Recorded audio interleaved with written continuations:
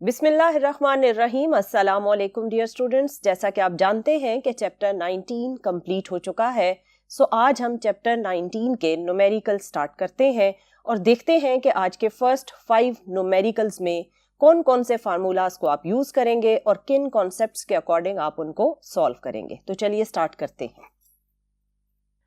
Dear student, आज का first numerical time dilation के कॉन्सेप्ट से रिलेटेड है। तो चलिए देखते हैं कि फर्स्ट न्यूमेरिकल की स्टेटमेंट क्या है।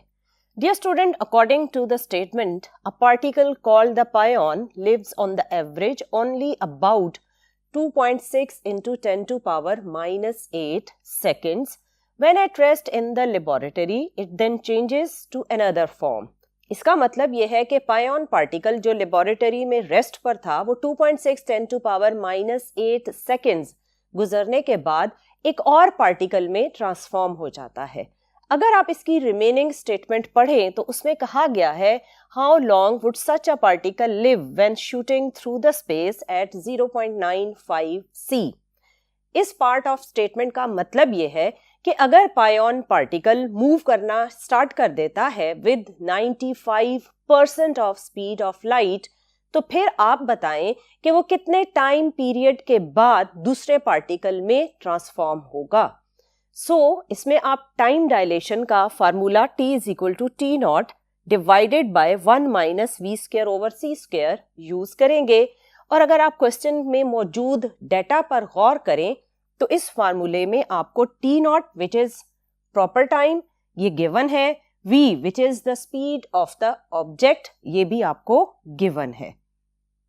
हमारा जो डेटा बनेगा उसमें आएगा proper life time which is T0 and that has the value 2.6 10 to power minus 8 second. फिर आपको स्पीड ऑफ पायन गिवन थी which is 0.95 c, जिसका मतलब है 95% ऑफ स्पीड ऑफ लाइट। अगर वो इस स्पीड के साथ मूव करेगा तो आपने कैलकुलेट करना है कि life time in motion of पायन क्या होगा जिस टाइम के बाद वो दूसरे पार्टिकल में ट्रांसफॉर्म होगा। डियर स्टूडेंट, इसको कैलकुलेट करने के लिए हम इस फार्मूला में अपना गिवन डेटा पुट करेंगे और सॉल्व करेंगे और देखेंगे कि न्यू टाइम स्पैन पायन का क्या आता है। T0 की वैल्यू 2.6 10 to power minus 8 और डिनोमिनेटर में है 1 माइनस v की वैल्यू है 0.95 c² डिवाइडेड बाय c²। इसमें आपके पास जब आप इस फैक्टर में 0.95 c² को ओपन करेंगे तो c² का फैक्टर c² से कैंसिल हो जाएगा। तो आप इस रिमेनिंग फैक्टर को सॉल्व करेंगे तो आपके पास t की वैल्यू आ जाएगी। तो चलिए सॉल्व करके देखते हैं कि इसकी वैल्यू क्या आती है। डियर स्टूडेंट, जब आप इसको सॉल्व करेंगे तो आपके पास 2.6 into 10 to power minus 8 divided by 1 - 0.95 होल²। यहाँ पर मैं जो c² का फैक्टर था उसे कैंसिल करने के बाद जो रिमेनिंग फैक्टर होगा उसको लिख रही हूँ। अगर आप इस डिनोमिनेटर को सॉल्व करेंगे तो आपके पास जो फैक्टर बनेगा वो कुछ इस तरह का होगा। इसको सॉल्व करने से आपके पास आएगा 0.0975 और इसको जब आप डिवाइड कर देंगे तो you will gate T = 8.33 into 10 to power minus 8 seconds।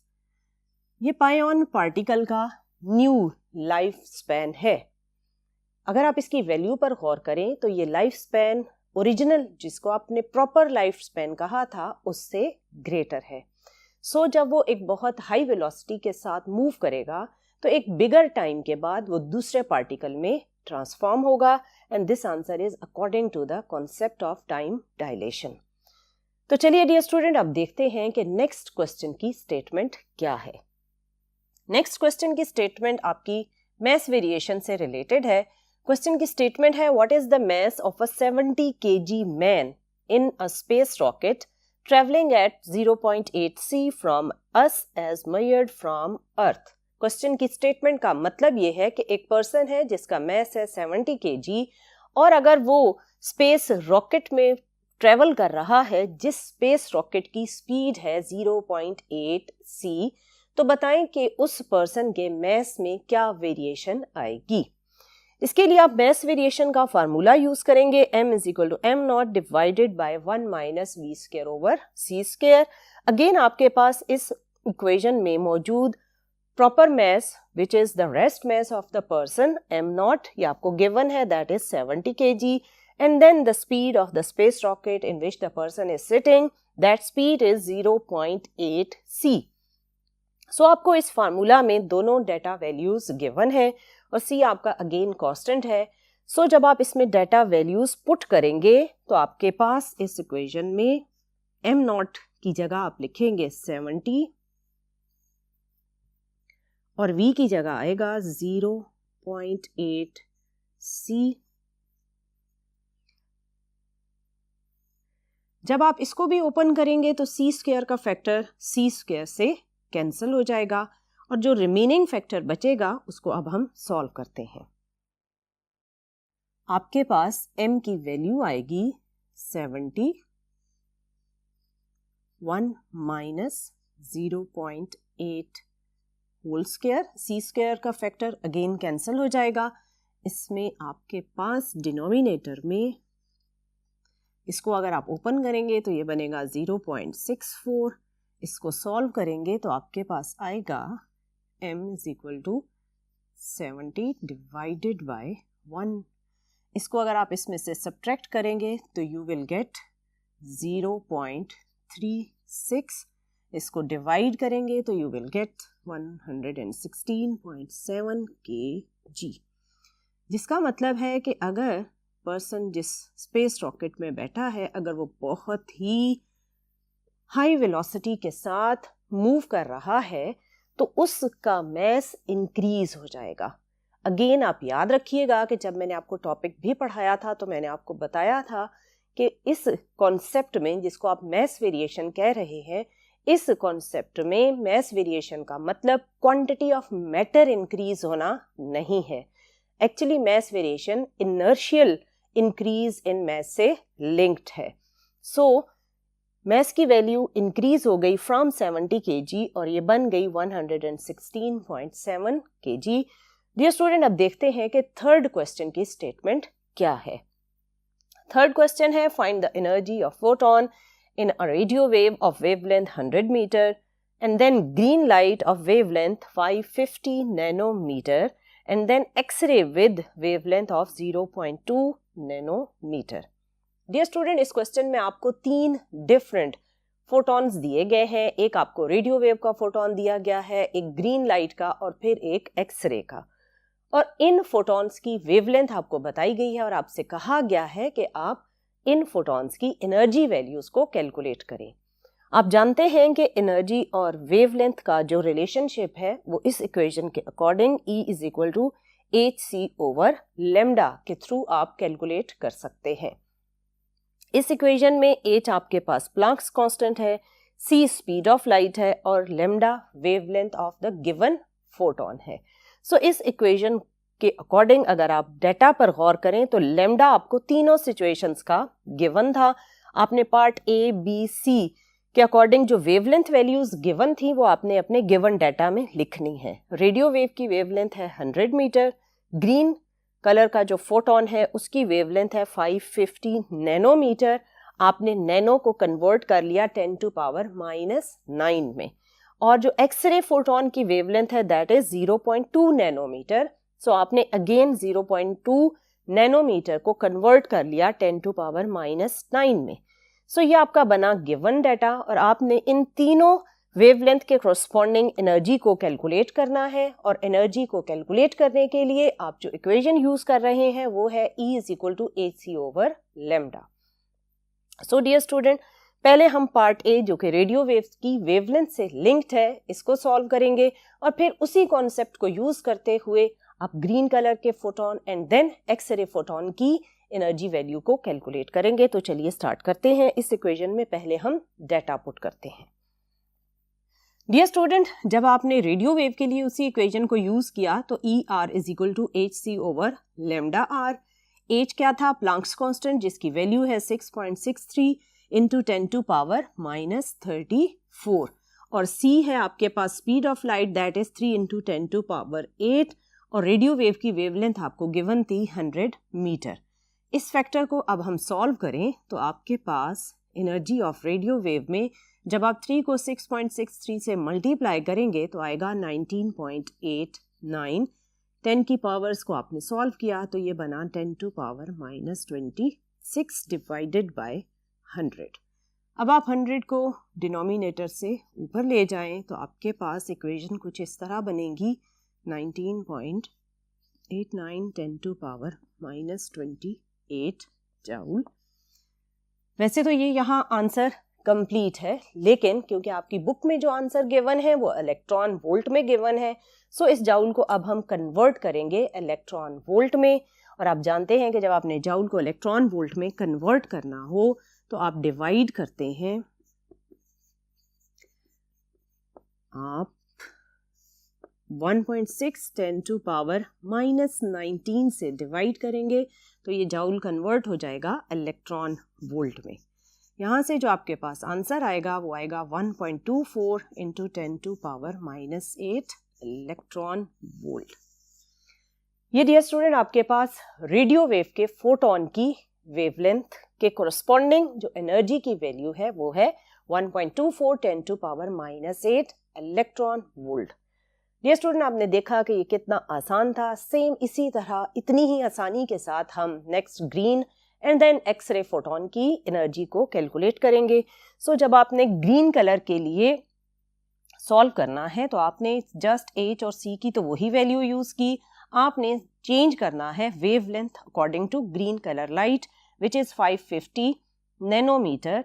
सो आपने H, C और लेमडा की वैल्यू पुट की तो आपके पास जो इक्वेशन है वो कुछ इस तरह डाटा के अकॉर्डिंग ट्रांसफॉर्म हो गई। अब आप इस पूरे फैक्टर को जब आप सॉल्व करेंगे तो आपके पास अगेन 3 को जब आपने 6.63 से मल्टीप्लाई किया तो you will get 19.89 10 to power minus 26, और डिनोमिनेटर में है 550 10 टू पावर माइनस 9, और ये जूल में ही एनर्जी होगी। अब आप इसको सॉल्व करें फर्दर और देखेंगे इस फैक्टर को आप किस तरह मजीद सिंप्लीफाई कर सकते हैं।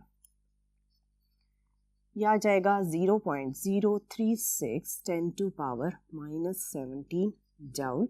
अगेन हम इस आंसर को कन्वर्ट करेंगे इलेक्ट्रॉन वोल्ट में तो हम इस पूरे फैक्टर को डिवाइड करेंगे 1.6 10 टू पावर माइनस 19 से, तो एनर्जी कन्वर्ट हो जाएगी इलेक्ट्रॉन वोल्ट में और आपके पास आंसर आ जाएगा 2.25 electron volt. So dear student ये आपके पास ग्रीन कलर के फोटोन की एनर्जी वैल्यू है। अब हम देखते हैं कि एक्सरे फोटोन के कोरस्पॉन्डिंग एनर्जी की वैल्यू क्या आएगी। उसके लिए जब आपने डाटा पुट किया इस इक्वेशन में, again Planck's constant speed of light की वही प्रीवियस वैल्यू ही है और आपने लेमडा की जगह पुट कर दिया एक्सरे फोटोन की वेवलेंथ दैट इज 0.2 नैनोमीटर। इसको आप जब सॉल्व करेंगे तो अगेन इस पूरे फैक्टर को अगर आप डायरेक्टली सॉल्व करें तो आपके पास आता है 99.45 10 टू पावर माइनस 17 जूल। इसे आप कन्वर्ट करें अगेन इलेक्ट्रॉन वोल्ट में तो ये बनेगा, डिवाइड कर देंगे 1.6 इंटू 10 टू पावर माइनस 19 तो it will be converted from joule into electron volt, और एक्स-रे की जो वेवलेंथ के कोरस्पॉन्डिंग एनर्जी आई इसको डिवाइड करने से 62.156 into 10 to power 2 electron volt. So dear student किस तरह आपने बहुत ही आसानी के साथ जस्ट एनर्जी इक्वेशन को यूज किया और 3 डिफरेंट वेवलेंथ्स के कोरस्पॉन्डिंग आपने एनर्जी को कैलकुलेट कर लिया। अब देखते हैं कि 4th क्वेश्चन की स्टेटमेंट क्या है। डियर स्टूडेंट क्वेश्चन नंबर 4 की स्टेटमेंट कुछ इस तरह से है, yellow light of 577 nanometre wavelength is incident on a cesium surface. The stopping voltage is found to be 0.25 volt. Find the maximum kinetic energy of the photoelectrons and the work function of cesium. Dear student, ये question आपके photo electric effect वाले concept से related है। यहाँ पर आपने जो light use की है वो येलो कलर की है और जो आपने कैथोड या मेटल सरफेस यूज किया है वो सीजियम का है। और इसमें आपने जो चीज कैलकुलेट करनी है वो emitted electron from the caesium metal, उनकी मैक्सिमम काइनेटिक एनर्जी कैलकुलेट करनी है और देन आपने उसी सीजियम मेटल का वर्क फंक्शन कैलकुलेट करना है। सो मैक्सिमम काइनेटिक एनर्जी को जब आपने कैलकुलेट करना होगा तो उसके लिए आपने जो formula stopping potential and kinetic energy के लिंक का पढ़ा था वो था kinetic energy maximum is equal to V nought E. इसमें वी नॉट आपके पास था स्टॉपिंग पोटेंशियल, यानी वो पोटेंशियल जिस पर इमिट होने वाले मैक्सिमम काइनेटिक एनर्जी इलेक्ट्रॉन को आप रोक सकते हैं, वो पोटेंशियल कहलाता था stopping potential. So V nought E से आप कैलकुलेट कर सकते हैं maximum kinetic energy of emitted electrons. Then आपने कैलकुलेट करना है work function of caesium metal, और वर्क फंक्शन कैलकुलेट करने के लिए जो आप फार्मूला यूज करेंगे वो है वर्क फंक्शन जिसका सिंबल होता है phi, that phi is equal to HF minus kinetic energy maximum. इसमें HF होता है इंसिडेंट फोटोन की जो एनर्जी है वो, और काइनेटिक एनर्जी मैक्सिमम अगेन वही है कि जब उस मेटल से इलेक्ट्रॉन एमिट होंगे तो उनकी मैक्सिमम काइनेटिक एनर्जी की वैल्यू क्या है। सो जब आपने मैक्सिमम काइनेटिक एनर्जी कैलकुलेट करना है तो आपने वी नॉट ई यूज करना है, और वी नॉट का आपको डाटा गिवन है दैट इज 0.25 वोल्ट। और जब आपने वर्क फंक्शन कैलकुलेट करना है तो आपने इक्वेशन यूज करनी है HC over lambda minus kinetic energy maximum. इसमें H है प्लैंक्स कांस्टेंट, C है स्पीड ऑफ लाइट, लैम्डा है वेवलेंथ जो कि आपको येलो कलर की वेवलेंथ की फॉर्म में गिवन है 577 नैनोमीटर, और काइनेटिक एनर्जी मैक्सिमम आप जो पार्ट ए में कैलकुलेट करेंगे उसको आप पार्ट बी में यूज करेंगे। सो डियर स्टूडेंट, ये आपके पास गिवन डाटा, या आपने जो कैलकुलेट करना और देन आप जो फार्मूला यूज करेंगे वो रिटर्न फॉर्म में आपने देखा। अब हम पहले कैलकुलेट करेंगे पार्ट ए में, that is maximum kinetic energy of emitted photo electron. So dear student, maximum kinetic energy calculate करने के लिए हम यूज करेंगे वी नॉट ई। तो चलिए देखते हैं कि V nought E values put करने से हमारे पास मैक्सिमम काइनेटिक एनर्जी की वैल्यू क्या आती है। Kinetic energy maximum V nought E. अब वी नॉट की जो आपके पास वैल्यू है दैट इज 0.25 वोल्ट, और ई होता है चार्ज ऑफ इलेक्ट्रॉन जिसकी वैल्यू है 1.6 10 टू पावर माइनस 19 कूलम। इसको जब आप सॉल्व करेंगे तो आपके पास मैक्सिमम काइनेटिक एनर्जी की वैल्यू आएगी 4 into 10 to power minus 20 joule. इसको हमें इलेक्ट्रॉन वोल्ट में कन्वर्ट करने की ज़रूरत नहीं क्योंकि आपकी बुक में आंसर भी जूल में ही गिवन है। अब हम पार्ट बी को सॉल्व करेंगे। पार्ट बी में आपने वर्क फंक्शन फाई कैलकुलेट करना है बाय यूजिंग दिस इक्वेशन। इसमें आपने वैल्यूज पुट की, Planck's constant 6.63, 10 to power minus 34, C है speed of light 3 into 10 to power 8 metre पर सेकेंड, और आपके पास जो डिनोमिनेटर में लैम्डा है ये आपके पास येलो कलर की लाइट की वेवलेंथ है जो आपके पास डाटा में 577 नैनोमीटर गिवन है। माइनस काइनेटिक एनर्जी आपने अभी कैलकुलेट की that is 4 into 10 to power minus 20 joule. इसको जब आप सॉल्व करेंगे तो आपके पास इस जो फर्स्ट वाला फैक्टर है इसे आपने सॉल्व किया तो आपके पास आया 34.4 इंटू 10 टू पावर माइनस 20, और यहाँ पर भी 4 इंटू 10 टू पावर माइनस 20। अब इसको आपने मज़ीद जब सब्ट्रैक्ट किया तो आपके पास जो फॉर्म बनी that is 30.4 into 10 to power minus 20 joule. अब अगर आपने इसे इलेक्ट्रॉन वोल्ट में कन्वर्ट करना है तो अगेन आप डिवाइड करेंगे 1.6 इंटू 10 टू पावर माइनस 19 से, तो ये कन्वर्ट हो जाएगा इलेक्ट्रॉन वोल्ट में, और इलेक्ट्रॉन वोल्ट में जब आप इस फैक्टर को डिवाइड करेंगे तो आंसर बनेगा 1.9 electron volt. So dear student, ये आपके पास पार्ट ए में एनर्जी की वैल्यू थी, और ये आपके पास पार्ट बी में work function that is phi उसकी वैल्यू है। अब देखते हैं कि क्वेश्चन नंबर 5 की स्टेटमेंट क्या है। डियर स्टूडेंट, क्वेश्चन नंबर 5 की स्टेटमेंट कॉम्पटन स्कैटरिंग से रिलेटेड है। क्वेश्चन कुछ इस तरह से है, an X-ray of wavelength 22 picometre are scattered from a carbon target, the scattered radiations being viewed at 85 degree to the incident beam. What is the Compton shift? Dear student, question में आपसे simply ये कहा गया है, according to Compton effect, जब आपके पास x-ray photon किसी electron के साथ या किसी लूजली बाउंड इलेक्ट्रॉन के साथ इंटरेक्ट करता है, तो फोटोन इंटरेक्शन के बाद जब स्कैटर हुआ एट 85 डिग्री, तो बताएं उसकी as compared to original wavelength, जो न्यू वेवलेंथ और ओरिजिनल वेवलेंथ में चेंज आया, वो चेंज इन वेवलेंथ जिसे आप कहते हैं कॉम्पटन शिफ्ट, उसकी वैल्यू क्या है। कॉम्पटन शिफ्ट को डियर स्टूडेंट आपने कैलकुलेट करना हो तो आप फार्मूला यूज करते हैं delta lambda equals to h over m nought c 1 minus cos theta.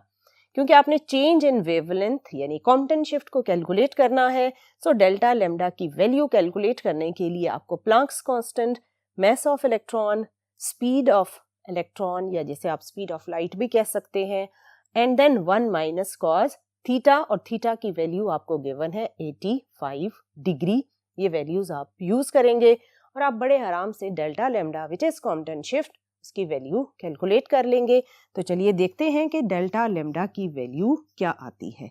As की वैल्यू है 6.63 इंटू 10 टू पावर माइनस 34, और यहाँ पर है mass of electron which is 9.1 10 to power minus 31, then speed of light which is 3 into 10 to power 8 and 1 minus cos 85 degree. जब आपने इस factor को सॉल्व किया तो आपके पास आंसर आया 0.242 into 10 to power minus 11। 1 minus जब आपने कॉस 85 डिग्री कैलकुलेट किया तो ये है 0.087। इस फैक्टर को फर्दर हम सॉल्व करते हैं और देखते हैं कि फाइनली हमारा डेल्टा लैम्डा का आंसर क्या आता है। डियर स्टूडेंट, जब आप डेल्टा लैम्डा की इक्वेशन को सॉल्व करेंगे तो कॉस थीटा की वैल्यू पुट करने के बाद जो आपके पास ब्रैकेट से बाहर वाला फैक्टर है उसकी वैल्यू होगी 0.242 इंटू 10 टू पावर माइनस 11, और ब्रैकेट को सॉल्व करने से जो आपके पास वैल्यू आई वो आई 0.913, और डेल्टा लैम्डा की वैल्यू बनेगी, इस पूरे फैक्टर को आप सॉल्व करेंगे तो that delta lambda is 2.2 10 to power minus 12 metre, जिसे आप ये भी कह सकते हैं कि डेल्टा लैम्डा है 2.2 pico metre. So dear student, ये था आपके पास कॉम्पटन शिफ्ट या डेल्टा लैम्डा की वैल्यू। डियर स्टूडेंट, आपने देखा कि कितनी आसानी के साथ आपने फर्स्ट 5 न्यूमेरिकल्स को सॉल्व किया। अगर आपको फार्मूलाज याद है तो ऑब्वियसली डाटा को जस्ट आपने फार्मूलाज में पुट करना है और अपने रिक्वायर्ड फैक्टर को कैलकुलेट कर लेना है। डियर स्टूडेंट, आज के लेक्चर में हम फर्स्ट 5 न्यूमेरिकल्स ही सॉल्व करेंगे। इंशाल्लाह आने वाले लेक्चर में रिमेनिंग 5 न्यूमेरिकल्स को सॉल्व करेंगे। बट टिल देन, अल्लाह हाफिज।